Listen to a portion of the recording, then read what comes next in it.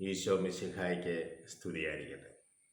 ഈശോ മിശിഹായിൽ സ്നേഹിക്കപ്പെടുന്ന മാതാപിതാക്കളെ, സഹോദരങ്ങളെ, ദൈവത്തിൻ്റെ അനന്തമായ സ്നേഹവും കൃപയും സൗഖ്യവും നമ്മുടെ ജീവിതത്തിൽ വന്ന് നിറയട്ടെ എന്ന് പ്രാർത്ഥിക്കുന്നു. ഇന്ന് നമ്മൾ ശ്രദ്ധിക്കുക 2 രാജാക്കന്മാരുടെ പുസ്തകം 5-ാം അധ്യായം 1 മുതൽ 8 വരെയുള്ള തിരുവചന ഭാഗങ്ങളാണ്. നാമാനെ സുഖപ്പെടുത്തുന്നു. സിറിയയുടെ രാജാവിൻ്റെ സൈന്യാധിപനായിരുന്നു നാമാൻ മുഖാന്തരം കർത്താവ് സിറിയ രാജാവിന് വലിയ കാര്യങ്ങൾ ചെയ്തുകൊണ്ടേയിരുന്നു. കാരണം നാമാൻ ശക്തനും ധീരനുമായ ഒരു പോരാളിയായിരുന്നു. എന്നാൽ നാമാൻ ഒരു കുഷ്ഠരോഗിയായിരുന്നു.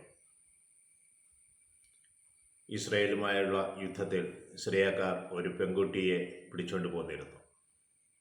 അവൾ നാമാൻ്റെ ഭാര്യയുടെ പരിചാരികയായി.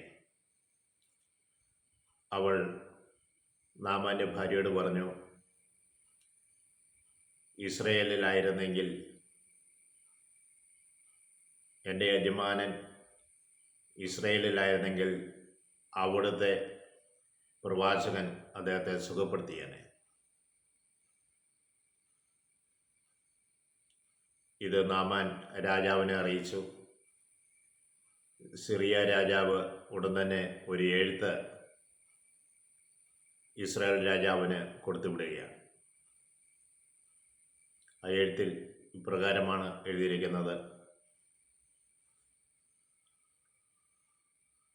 എൻ്റെ ഭൃത്യനായ നാമാൻ്റെ കുഷ്ഠരോഗം സുഖപ്പെടുത്തണമെന്ന് അപേക്ഷിക്കാനാണ് ഈ കത്ത്. ഇത് വായിച്ച്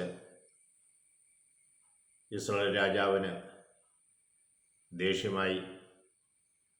വീണ്ടും യുദ്ധത്തിന് ഒരുങ്ങുവാൻ പഴുതു നോക്കുകയാണ് സിറിയക്കാർ എന്ന് പറഞ്ഞ് കുഷ്ഠരോഗം സുഖപ്പെടുത്തുവാൻ എന്നോട് അപേക്ഷിച്ചിരിക്കുന്നു.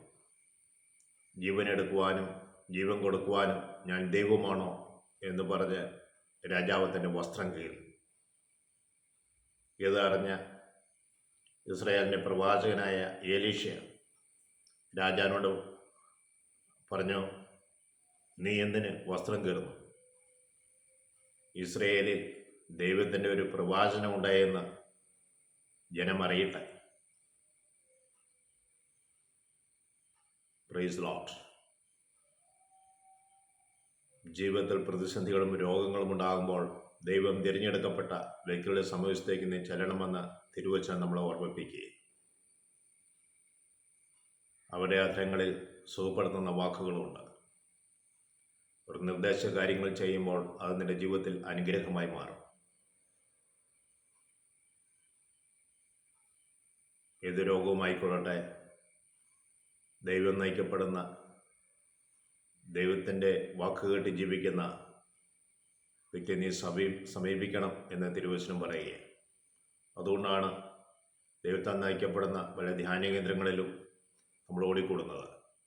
അവിടെ അനേക രോഗികൾ സൗഖ്യപ്പെടുന്നത് നമ്മൾ കാണുന്നുണ്ട്.